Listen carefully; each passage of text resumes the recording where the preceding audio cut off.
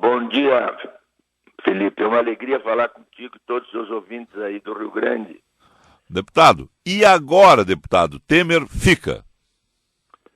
Sim, na segunda fase do governo dele, consolidou a sua base, mostrou que tem força política, que dialoga com o parlamento e vai para a segunda fase do governo dele.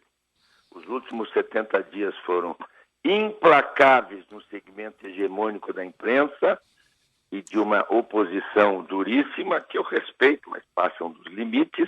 Mesmo assim, está resolvida a questão. E agora nós vamos para a reforma da Previdência, a reforma tributária, reformas microeconômicas, para o Brasil continuar saindo dessa... Aliás, já saiu da recessão. O Brasil está nos trilhos, mas a locomotiva agora tem que pegar força e velocidade. Não, força tem que pegar velocidade. Uhum.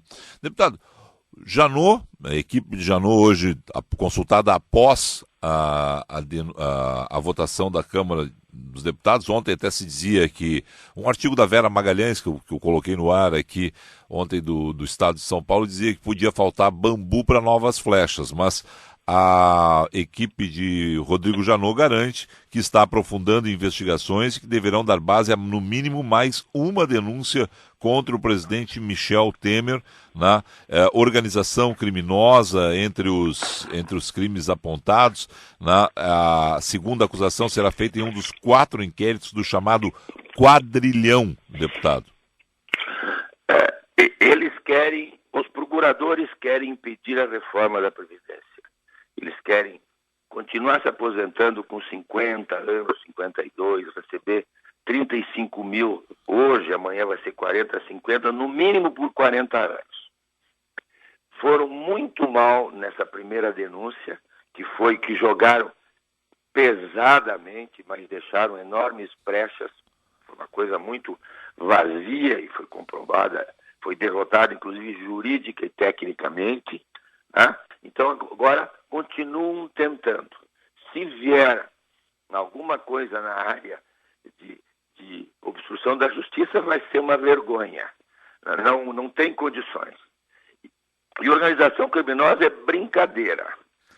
Eles estão com todo o mensalão e o petrolão da Dilma e do Lula e não conseguiram resolver, e vão citar o Michel como organização criminosa em cima daquela fita desmoralizada, que agora foi enterrada pelo parlamento, nem vai chegar no Supremo, e se chegasse, seria enterrada pelo Supremo.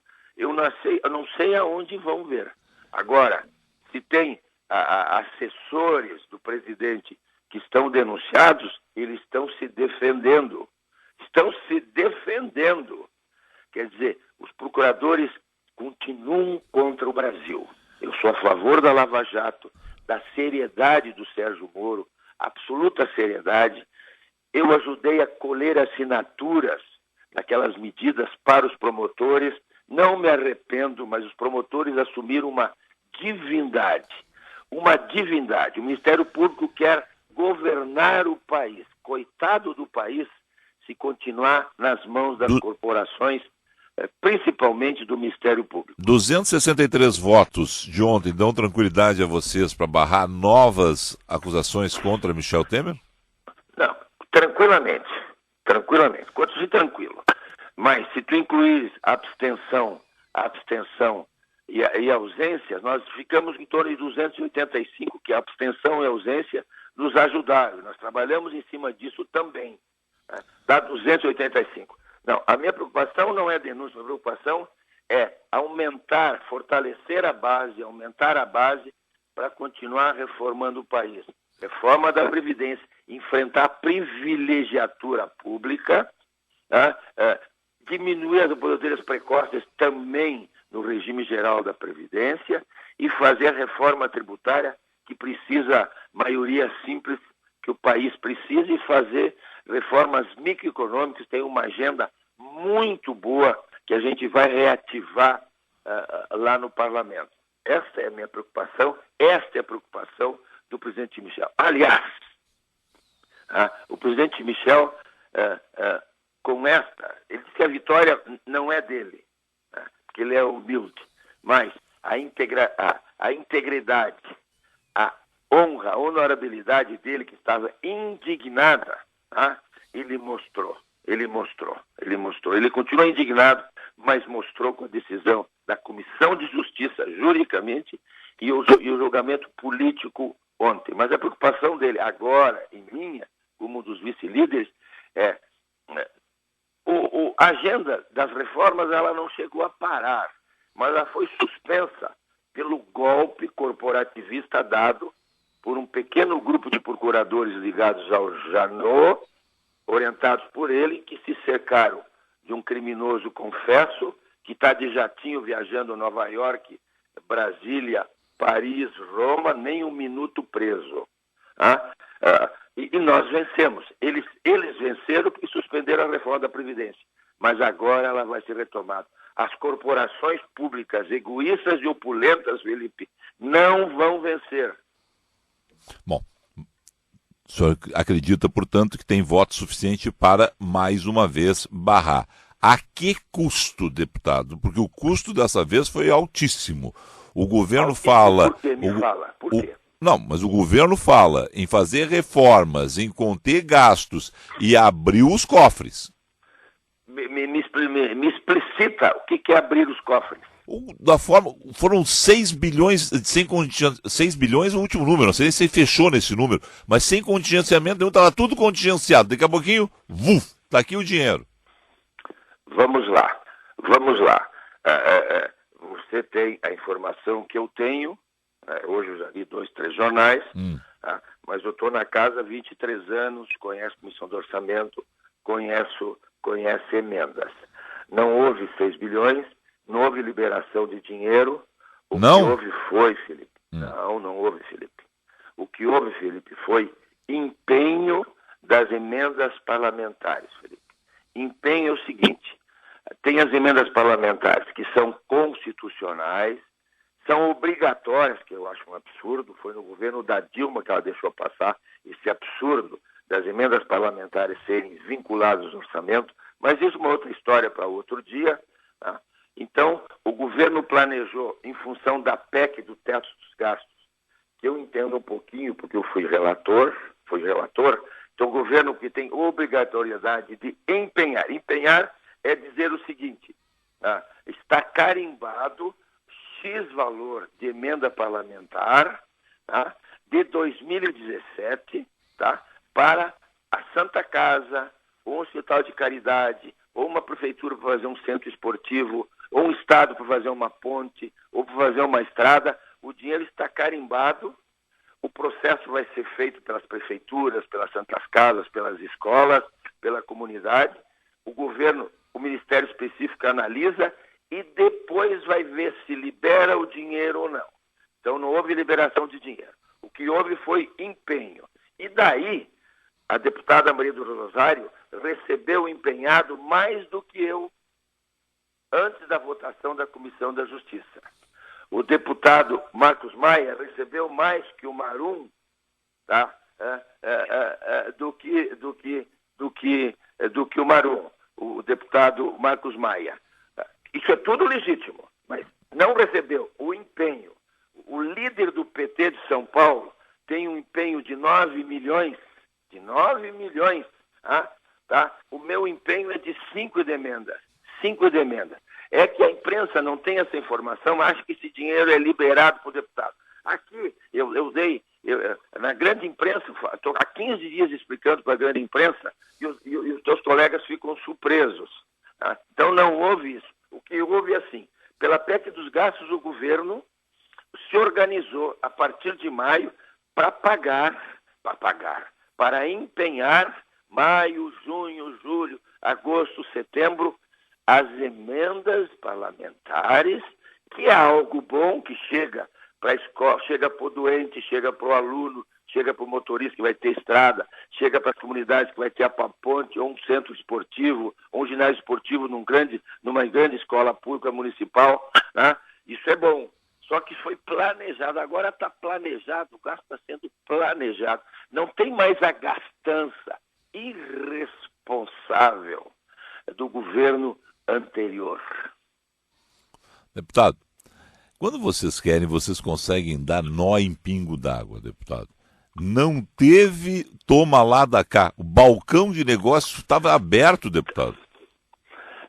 Bom, aí, meu caro, é que eu trabalho com mais esperança. Você trabalha com menos e tem que ser mais cético porque você é jornalista. Ah? Mas eu estou te informando isso como foi. Eu vivi dentro. Eu fui um dos puxadores disso. Eu estou te explicando o fator das emendas parlamentares que nós desmontamos, Felipe. Nós desmontamos, que eu peguei esses dados que eu te dei Sim. e mostrei para os teus colegas em Brasília e a grande imprensa mostrou. Tá. Cargos. Você não falou de cargos. Cargos. O governo do Michel é semi-parlamentarista. Tu acha que o Michel não teria sido... o país não teria saído do buraco? Conversa com os empresários aí. Os empresários dizem, não, nós começamos a vender agora. Eu parei de demitir, estou começando a empregar. Pelas medidas que o Michel tomou, os 70 projetos de lei e reformas que nós aprovamos, ele governa com os partidos. Nós votamos a lei da governança, aí se o deputado X quer nomear para diretor de uma estatal um assessor dele, que tem ensino médio, não tem ensino superior, e com ensino superior não conhece a área, a lei da governança proíbe.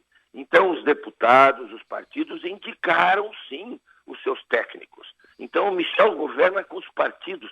Isso é normal em qualquer democracia. Quase todos os cargos foram distribuídos. Agora, quem não votou vai ter uma chance na reforma da Previdência. Senão vai perder os cargos. Isso é normal em qualquer democracia. Então, por aquilo... isso que o Michel está fazendo bem para o Brasil, porque é um governo que está governando com os partidos. Então aquilo que se dizia... Nós não temos o mensalão e nem o petrolão, Felipe. Aquilo que se dizia, que quem votasse contra agora perderia cargos, fica postergado para a reforma da Previdência. Como é que fica a história da reforma da Previdência? Em quanto tempo o ministro Meirelles está dizendo hoje nos jornais que quer tocar esse assunto? Em quanto tempo vocês têm condições de colocar em pauta a reforma da Previdência? E já emendando a pergunta, faltam 45 votos, né, para a reforma da Previdência, considerando o placar de ontem, né? Tem como conseguir os 308 no meio desse quadro de desgaste do governo, com novas denúncias surgindo? Não, essas denúncias virão fracas. Fica bem tranquilo, virão fracas. Não é o Meirelles, é uma orientação do presidente da República. Hoje já nós vamos juntar os deputados que estudaram Previdência. É um grupo de 20 deputados que estudaram Previdência, nós já vamos almoçar juntos. Então já vamos começar internamente a retomar a discussão que os procuradores que não querem se aposentar com 62, 65 e querem se aposentar com 50 e 53 anos, com 35 mil por mês, estou repetindo isso, e vão receber isso mais 40 anos, tá? Mas agora nós vamos retomar. É uma orientação do presidente da República, tem um movimento interno também, sem a reforma da Previdência, o país ali adiante quebra e os aposentados não recebem, vou começar a lembrar isso. Nós não falta 45. Lembra que eu falei dos que se ausentaram e deram abstenção. Nós temos 285. E mesmo se fosse 45, na reforma da Previdência, a discussão é diferente. É diferente. Mas o Michel não está fraco, isso eu quero passar para todos os gaúchos. Com a vitória de ontem, com o massacre de uma televisão, viu? Nós temos a vitória ontem, mostrou que o Michel, apesar do massacre que ele sofreu, especificamente de uma área, tá? Ele está forte. Mas, deputado, está forte dentro do parlamento, onde vocês mostraram força ontem ao custo que mostraram. Mas tem uma situação que é a seguinte, a opinião pública hoje, mais de 90% dela é crítica ao presidente. Eu vou te mandar um artigo, Felipe, que estreou semana passada no Estadão, a tua assessoria pode buscar, que é do analista político do Brasil, mas ele se baseia num estudo de um cientista político de Stanford. Ele fala em coalizão dominante e fala em opinião pública. Opinião pública é a população. A nossa entrevista está ajudando a formar as pessoas que estão nos ouvindo. E você ajuda muito no teu extraordinário programa. Você e o Mendelski de manhã cedo. Tá? Opinião pública é a população. A população não tem obrigação de entender o que são reformas. Em qualquer parte do mundo, as reformas deu briga.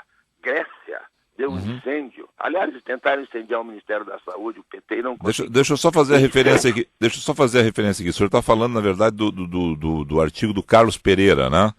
É o professor da escola... Não. O Carlos Pereira é esquerda, ele exagera. Não, Carlos Pereira Melo? Não é.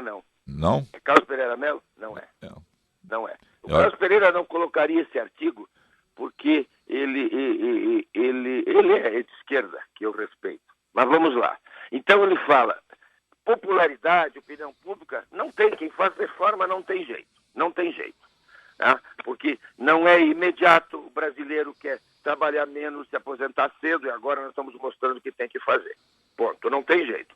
Agora, ele fala também, esse artigo, de coalizão dominante. O que o Michel tem hoje é esse apoio da coalizão dominante. Quem é? Vamos lá. É a grande imprensa, tirando a Globo, mas a Globo até quer as reformas. Mas os formadores de opinião, de modo geral, no Brasil, estão apoiando as reformas. Ele tem apoio do capital político extraordinário da base do Congresso. Ele tem um capital pessoal, que é a capacidade de dialogar. Ele tem apoio de quem emprega, porque lembra o Lívio Dutra, o PT? Não! Pode ter empregado sem patrão, lembra? Nós temos apoio das forças econômicas, sim, que empregam, né? Apoio quase todo dos articulistas, tirando da esquerda. Isso se chama coalição dominante. Isso é fundamental para fazer reforma. Se as elites não participam das reformas, até as elites pensantes, que você é uma elite pensante, tá? Não saem as reformas. Este é o capital do Michel, da coalizão dominante, entre aspas, e comparando com a opinião pública. Então, o Michel não governa em jaula. Quem olha para opinião pública e para popularidade não governa em terra. Por isso que a Dilma fracassou no primeiro para o segundo mandato dela, porque ela só pensou na popularidade. Obrigado, deputado Darciso Peronde. Um excelente dia de trabalho para o senhor. Quem agradece sou eu. Um abraço.